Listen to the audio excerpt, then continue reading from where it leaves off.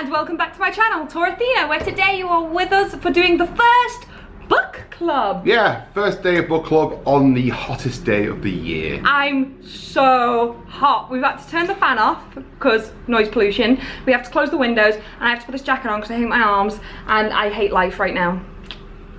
So today we are doing the book club for Scott Pilgrim Volume 1, and I feel like I'm back at school again because I've actually made notes. Scott Pilgrim's Precious Little Life, Yes. if you want the full original title of Volume 1. So yeah, I'm really excited. You have to bear with us because it's our first book club. Yeah, we don't know how this is going to go. We don't. But it's crazy. So I googled questions to ask in a book club. Let's begin. Okay. Well, I want...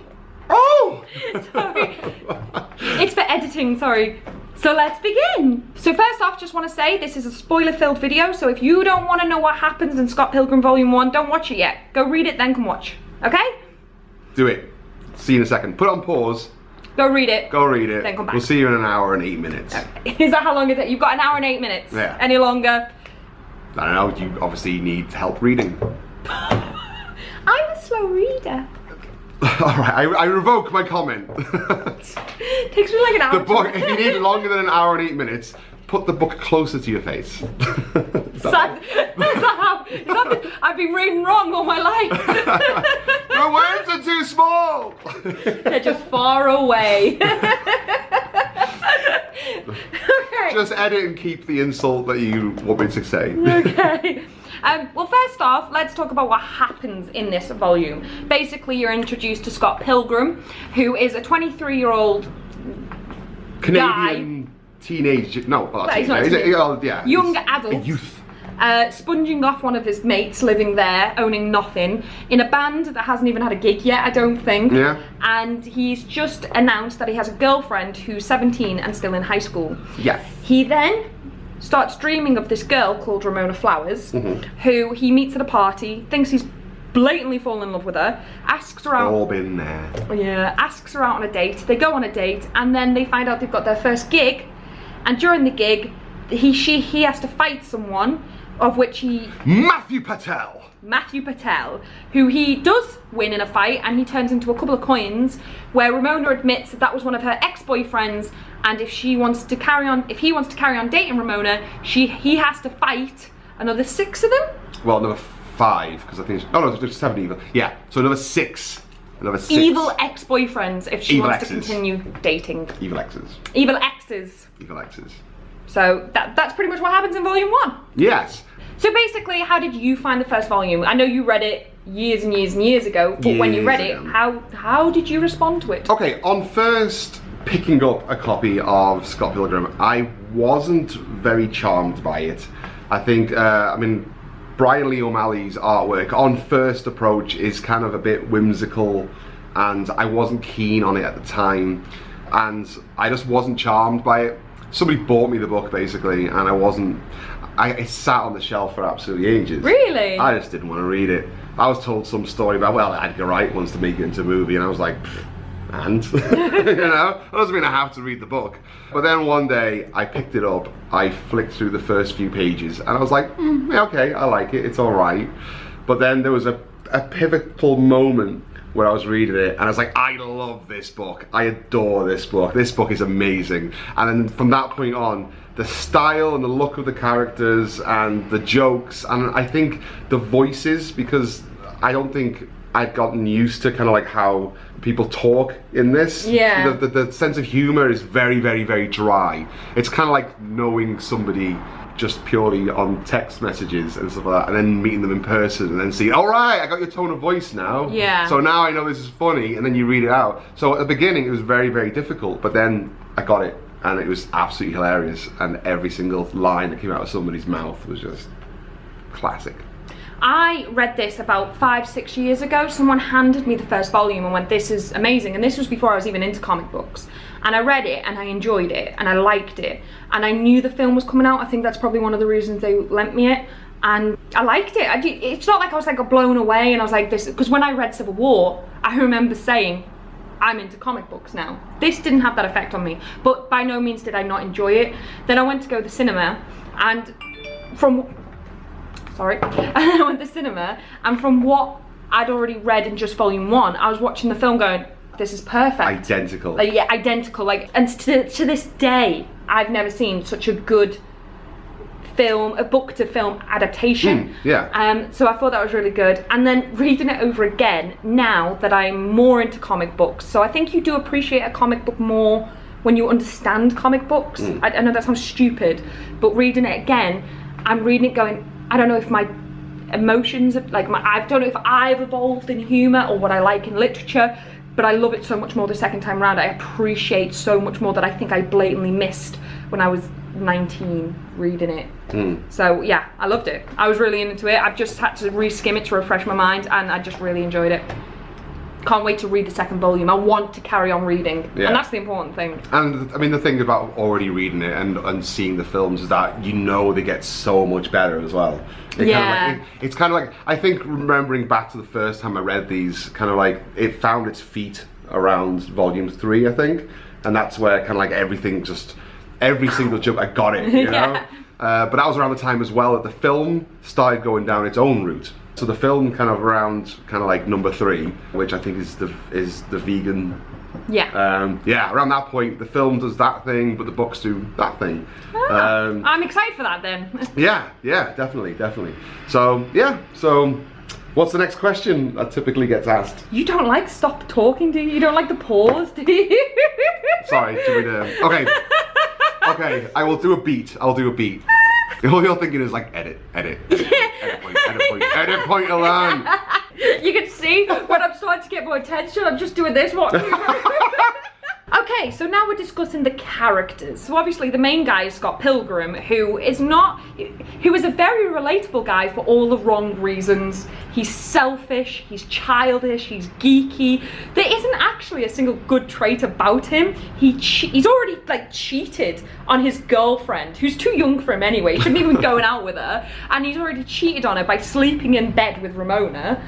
And he's not a good person, yet there's not one second where I've read that going, I don't like him. You just love him. Yeah, he's a living wrecking ball. It's like it's like even knowing the what he's walking into, you kind of want to give him a slap. Yeah.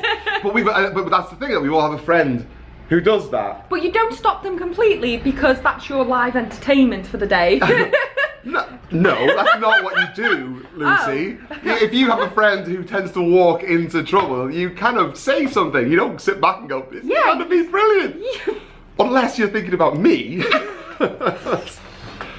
Let's talk about the book, eh? Ramona, though, I don't think she's relatable, likable, or dislikable. I think she is actually quite a nothing character. Like, I remember watching the film, and I'm feeling the same way reading this from the little I've seen of her already. I don't get why he's besotted by her. It must literally be that she's fit. Well, I think what's brilliant about that, though, is it's kind of like how, it's the Keanu Reeves theory, you know? It's like they with films like Star Wars and films like epic stories, they always make the main character really bland, so you can see yourself in that main character. But in this, Scott Pilgrim is such a rich, wealthy, kind of like personality kind of character, and he's very, very, very defined. However, with Ramona Flowers, you, as a guy, I see a girl that I felt for. And that's the cold, and that's the thing. That's love the thing. that she returned. Not necessarily, but it's telling you, me as a guy, to remember that girl that you fancied. Yeah, well, that's that girl that you fell in love with. So it's almost like there's just a silhouette there, and it just says insert ex-girlfriend. She was cool, she was pretty, she was a little bit out of your league, but you still, you know, there's just so many. Yeah, I see people that mean something to me in that character. Do you want to talk about this? No. Turn it off. That's actually genuinely a really interesting thing, though, because as I was watching it probably as a girl, I was just like, she's really boring, I don't get it. Yeah, it's like as a guy, that moment, I mean, the bit that the book concludes on is a very, very subtle moment where kind of like she's on the bus, and then she goes into her headspace kind of thing, and she gets that look, and he sees that look, and that's a miscellaneous look. And I think every guy has had that moment where it's like, are you alright? What are you thinking? What?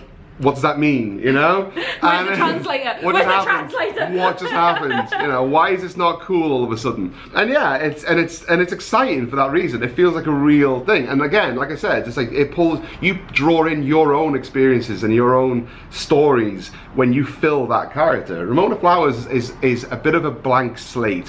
That's really interesting. Thank you.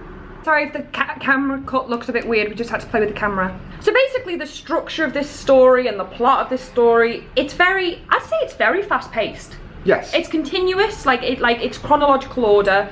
There's how many volumes are there? 7? Yeah, six in total. Six volumes for 6 fights. Yes. Yeah, and it's very fast paced, although weirdly, it's not an interesting plot. Except for the fights. There's actually very little that goes on, but it's so well written, you're never bored. Not one page where I was like, oh, this is dragging, or the conversation's boring. It's full of loads of little moments that are funny. Like, he goes to band practice and she falls in love, and then he goes on, like, he picks her up after school and they're shopping, and each panel is a different scene. Like, they're shopping and he's bored, they're eating and he's bored, or because he's thinking of Ramona, and then he goes to a party, he looks for Ramona, he finds Ramona, he stalks Ramona, then it's the next day, he orders CDs, then it's the next day because he's had a big 16-hour nap, and then he's waiting for CDs, then he gets a date, and they're on the date, then it's the gig. It's incredibly fast paced, of loads of little scenes that aren't actually, they're important, but not integral. Yeah, I wouldn't say they're interesting scenes. Like, what's interesting about waiting for CDs? But that's how he makes it. Like, that's the power of writing. He makes it an interesting scene. Someone waiting for CDs to be delivered. But that's what makes this book so perfect. And unfortunately, anyone who's seen the film will never, ever, ever be able to get this from it. Because reading the book before the film came out, especially when you've only got the 1 volume in your hand, you're reading along, and it's like, okay, it's a family, it's a life book, you know, it's a coming of age story kind of thing, and it's like boy meets girl, and boy falls in love with another girl, wives with another girl, and he's overcoming some sort of heartache or something like that, but he's also trying to be in a band and stuff like that. It's very, even though they're not teenagers, it feels like a teen drama. Yeah. And then as you're reading it with Scott, you get subtle hints that there's something bigger about to happen with the emails and the letter and stuff like that, saying there will be a fight. But he's like, I'm bored of this, I don't know what this is. That's the interesting bit, and he brushes it past that. But you get a hint to that. Like, keep in mind, you've not read this yet. You don't know what's about to happen at all. You just get, what? What was that? What's he thrown away? You are reading it from the point of view of a sensible person, like Wallace, who's like, what? And then he goes off and ignores it. And then when you get that fight, well, you don't know, I remember the first time I read that, and I remember turning that page and going, what? What Did you go back to see if you'd missed a page? Yeah, it's like, and suddenly it goes from this kind of like quite mundane kind of, you know, small village or small town life drama to a Mortal Kombat kind of fight, you know, and it's like with combo breakers. Within the space of 2 pages, it goes from them going, oh, but we can't sing and we're not going to win the band and stuff like that. And then, pow, someone jumps out and just fight and all this stuff. Finish it. Yeah, combo breakers and stuff like that. And you are with every single person who's observing that scene going, what? What is happening? And Scott Pilgrim can't remember because he didn't read it. So that's that perfect moment where they meet.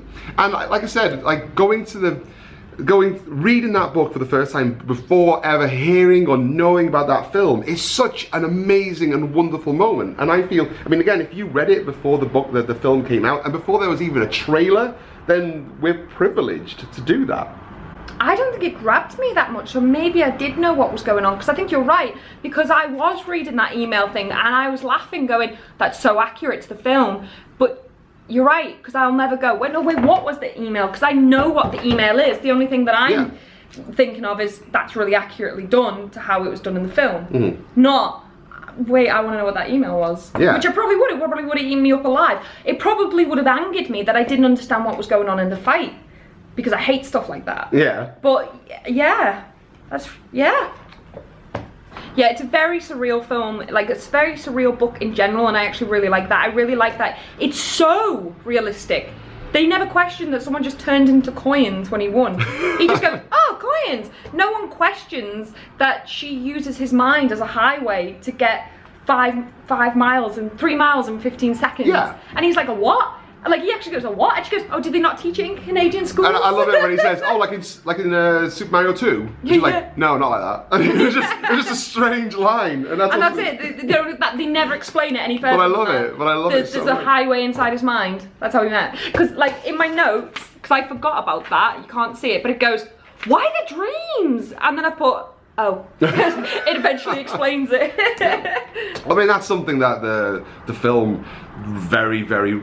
it hardly ever talks about in the film. It just kind of like, oh yeah, there's a door, and you never really see it again until the end of the film. But it's obviously a big thing in the books, which we'll obviously go into when we get a chance to read more of these. But yeah, highway. Let's talk about the most iconic scenes for us in the book. Okay. So for me. Actually, I want to hear yours first, because yours are probably, like you said, fresh from before the film. So what stuck with you from writing and art alone? What stuck with you the most? Well, it was that moment that I knew I loved this book, and the moment I knew this book was meant for me. Because up until this point, I was like, yeah, okay, page. And I was like giggling to myself at stuff, but this was the moment I knew it was for me. And it was the bit where Scott is trying to describe to Wallace Ramona in the party, and he's describing her hauntingly weird shoes, and I'm with Wallace going, what are you on about? And he's trying to describe them. It's like they look uncomfortable, and he's like, just draw them. And he drew the shoes and he showed them, and then Wallace is looking at this picture of the shoes, and there's like three panels where he's just looking at the shoes, and he goes, those are Mr. Silly's shoes from the Mr. Men. And like, as he says those words, I look at the words in the speech bubble. I look at that picture in the book. I start the laugh. I flick back to the point in the party where she's standing there and she's wearing Mr. Silly's shoes. And I'm howling. And I thought that was the greatest thing ever. And I don't know why.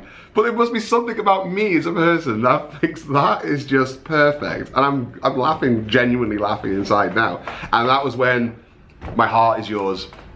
Go on, Brian Lee O'Malley. Show me what else you've got. For me, and I remember this when I first read it, but it's really, really, really early on. And it's literally just because you got to remember this might have been the first ever comic-related style book I'd ever read. I think this was before even Watchmen, and definitely way before Civil War. And so I'm only used to novels, and I loved when they introduce each other and they go, Wallace Wells, roommate, 25 years old, rating 7.5 out of 10. And then he goes, Scott's apartment ownership diagram, and basically everything except a coat is Wallace's. And it was like, that's a level of dynamic of writing that you could never do in a novel. And I just kind of went, wow.